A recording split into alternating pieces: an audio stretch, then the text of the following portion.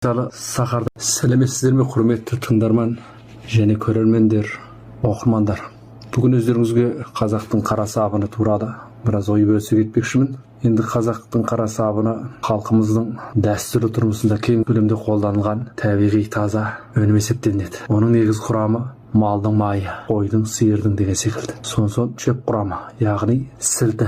Мұнда көбінесе гүлден алынған сілті ерітіндісі. Сонсон су, кейде аздап емдік шөптерде қолданылған жағдайлар болады. Жалпы алғанда қара сабын табиғаты жағымды, иісі ерекше, көбігі мол, қаттылығы қалыпты тұрмыстық сабын түрі есептелінеді. Тұрмыста тазалыққа, кір жууға, бас көз жууға, тағы басқа кір кетіруге істетіледі. Бұл сабын әртүрлі шөптерден, мысалы алабұта, сарбалақ, сондай-ақ кейбір өсімдіктерден, мысалы жусан, жантақ сияқты шөптектес өсімдіктердің, яғни шөлейт өсімдіктерінің күлінен шикізат етіп жасалады. Мұнда дайындап алған әртүрлі күлдердің барлығының өзіндік ерекшелігі, өзіндік иісі, өзіндік ролы болады. Мұнда мысалы сахардан жасалған сабынның тері қышымасы, тері бөртпесі сияқты кейбір ауруларға, сондай-ақ қолдың жарылуы және балаларды жуындыруға арналған түрлері болады. Бұл жалпы алғанда терінің тітіркенуіне қарсы жасалған бір түрдегі табиғи сабын. Қара сабын жасау үшін жоғарыда айттық, оның басты қоспалары керек. Яғни басты қоспасы сахар, гүлден алынатын сілті.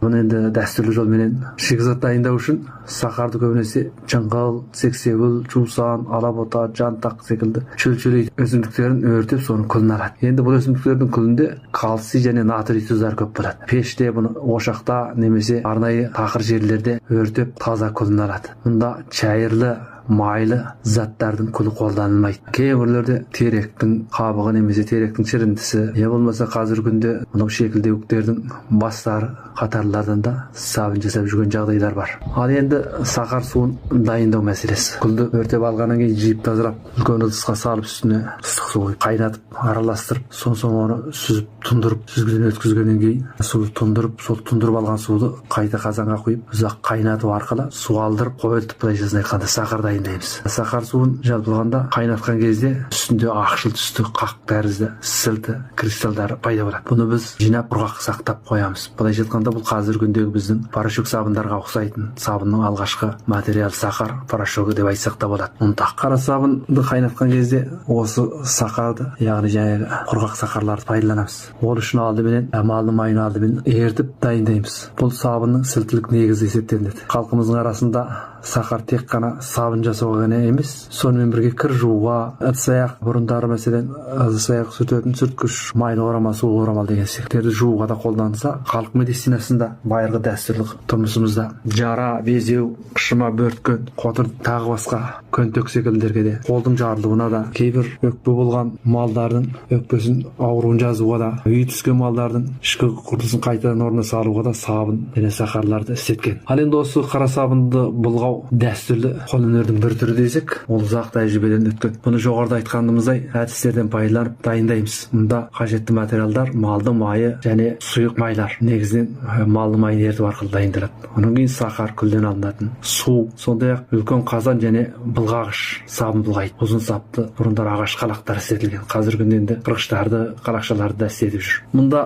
сахарды дайындау кезінде алдыменен жоғарыда біз айтқандай өсімдіктердің оларды жинап өртеп күлін алғаннан кейін оны қайнатып дайындап алған жаңағы сахарымызды сабын былғаймыз. Ал сабын былғау үшін алдымен майды ерітеміз, яғни жаңағы жоғарыда айтылғандай хайуанаттардың, сиырдың, қойдың немесе түйенің деген секілді іш майларын қазанға салып ерітіп, май толық еріп болғаннан кейін оны мөлдір тұнық майға айналады. Оған бірдің екіге қатынасы бойынша, салыстырмасы бойынша, яғни екі шыны майға бір шыны сахар қосу қатынасы бойынша қайнап тұрған майға аздан-аздан сахарымызды салып, үздіксіз араластырып, май мен сахарды толық араластырып, сабын былғау барысын өткіземіз. Енді осы барыста қоспамыз қалыңдап, көпіршіктеніп, қою қоңыр түске біртіндеп айланады. Оған енді біршама ұзағырақ уақыт кетеді, 1 сағат уақыт кетуі мүмкін. Кейде қоспаның емдік қасиетін күшейту үшін алдын ала дайындап алған дәрілік өсімдіктердің, шөптердің былайша қоспасын суында сеуіп отырады. Бұрын қазақ дәстүрінде жаңағы қазанда сабын қайнатқан кезде жылқының құмалағын езіп алып көбіктеніп тасып бара жатқанда суын сеуіп отырады. Мұнда сабын араластыру барысында маңайына басқа адамдарды келтірмейді. Балаларды, оның жүкті әйелдерді, еркектерді негізінен сабынның басын барғызбайды. Мұнда сабын шамданады, сабын бұзылып кетеді, сабын партлайды деген секілді уәждерменен оларды маңайына бастырмайды. Енді қайнатылған сабын ыдысқа құйылып салқындатылғаннан кейін дорбаларға салып шүберектерге түйіп кесек-кесек домалақтап, қолменен шапалақтап дегендей домалақ сабындар қайнатады. Ал енді бүгінгі күнге жеткен кезде техниканың дамуына байланысты осы сабындар базарда да түрлі өзіндік жолдарын тауып, қазіргі заман талабына сай қалыптарға құйылып, түрлі төртбұрыш я болмаса басқа формада дайындалып үстінде. Енді осы дайындалған қара сабынды халқымыз ежелден бері тұрмыстық тазалыққа істетіп келе жатыр. Қара сабынның түсі қоңыр, қою, иісі өткір, көбігі мол болады. Ал енді көпіршімейтін сабынды адамдар чегелдек сабын, жақсы езілмейтін сабын ретінде қарайды. Ерімейтін сабындарды көпіршімейтін сабын, қасаң сабын деп айтып жатады. Ал енді тез көпіріп кететін сабындарды, жақсы еритін, көпіршіктенетін сабындарды тез көпіршиді деген секілді сөздермен жақсы атаулармен атап жатады. Ал сабынның қалған істетуден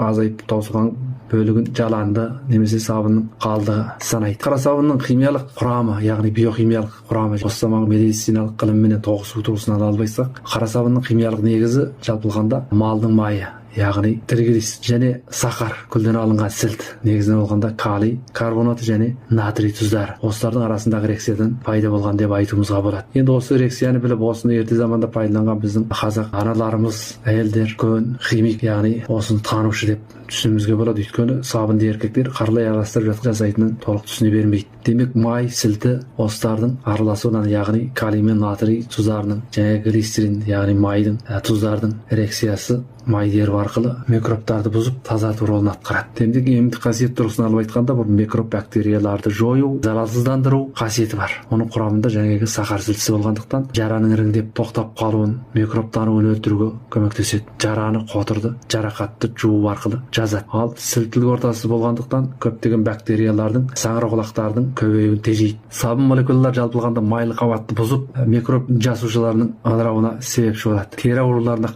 қарсы тұра алады, теріні тазалайды. Қара сабынның сілтісі жарадағы іріңді ерітіп шығарылады. Глицерин теріні құрғатпайды, жұмсартады, жаңа жасушалардың қалпына келуін, дымқылдығын сақтайды. Сондықтан ол безеу, қышыма, бөртпе, қотыр сияқты түрлі тері ауруларын сақтайтуда, терідегі артық майларды тазартуда өте жақсы микроб жойғыш ретінде қолданады. Қатты кірдақтарын, май басқан теріні тазартумен бірге терінің ақаусыздығын, теріге орнаған күстерді, бастағы қайызғақтарды кетіру және антибиотиктік жараны жазу ерекшеліктеріне балалар үшін алғанда өте қауіпсіз тазартқыш. Сондықтан тек ол тұрмыста балалардың шомылуына арналған тамаша тазартқыш сабын есебінде балалардың күтіміне қолданылады. Мәселен, балалардағы кейбір қышыма, бөрткен, есек жем секілді ұсақ тері тітіркендірулердің алдын алады. Сондай халық тұрмысында буын бұлшықет ауруларына да қолданған. Мәселен, қара сабынды жылы суға езіп, ауырған буынға белге тағып тартатын болса, ол қан айнасын жақсарту арқылы, сілтілік орта тері арқылы сезімтал жүкіштарын қоздырып, ауырсынуды бәсеңдету, бұлшықеттің ауруын, шаршауын бәсеңдету жақтарында көмекші рөл атқарып келген. Сондай-ақ шашты күтімдеуге халқымыз қара сабынды қолданып, шашты күшейтіп, қайызғақты азайту үшін шаштың қаттылығын, қайраттылығын арттыру, терідегі май және көгерген ашытқы тәрізді бактерия саңырауқұлақтарын жоюға қолданған. Тазалық рол жағынан халқымыз көшпенді тұрмыс барысында малменен үнемі араласатындықтан кейде малдың қотыр жарақаттарын емдеу барысында қолменен ұстайды. Осы барыста дезинфекциялау сұйықтар дайын болмаған жағдайда осы қара сабын малдағы кейбір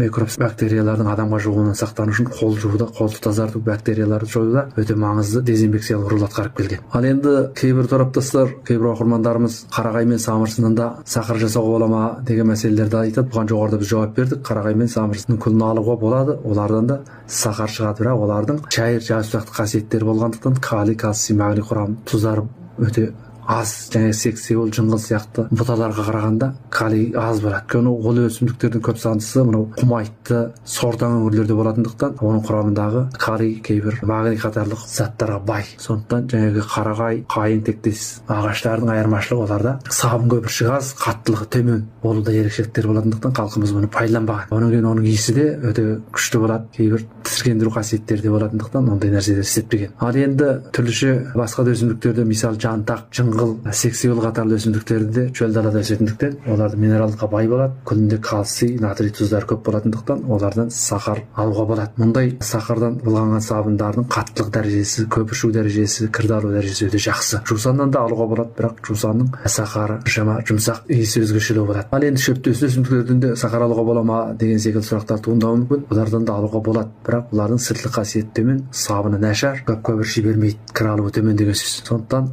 сабындардың түсі, иісі, сондай-ақ олардың жаңағы қасиеттері түрлі өсімдік түрлеріне байланысты түрліше болады. Олардың жаңағы емдік қасиеттері де бір-біріне ұқсай бермейді. Былайша айтқанда, қаттылығы натрий көп сахардан жасалған сабындар қаттырақ болады дағы, калий басым сахардан жасалғанның қаттылығы нашар жұмсақ болады. Иісі әр өсімдіктің күнінде өзіндік иіс қалады. Мәселен, жусанның сахарында жусанның иісі, ерменнен жасалған сабын болса ерменнің иісі деген секілді. Емдік қасиеттері жағында да олардың микроб өлтіруге өзгеше қасиеттері бір-біріне ұқсай бермейді. Жусанның емдік қасиеті ең күшті болатындықтан микроб өлтіру, микробқа қарсы тұру қасиеті ең жоғары болады. Сондықтан оны жаңағы сабын ұлғаған кезде оның кейін мынау адыраспан қатарлы шөптерден де жасайды. Олардың жаңағы кейбір қасиеттерінен пайдаланып сабынның иісін өзгерту, емдік қасиетін күшейту үшін лайықты мөлшерде оларды да жаңағы басқа сабындардың суына қосып істетуге болады. Жалпы алғанда халқымыздың осы бір байырғы дәстүрлі сабыны терінің зат алмасуын жақсарту, микробты өлтіру, тазалықты кір кетіру жақтарында өзіндік ерекшеліктерге. Алдағы жерде бұл тіпті де заман талабына сай одан ары ашып байланып базар табатындығына сеніміміз кәміл.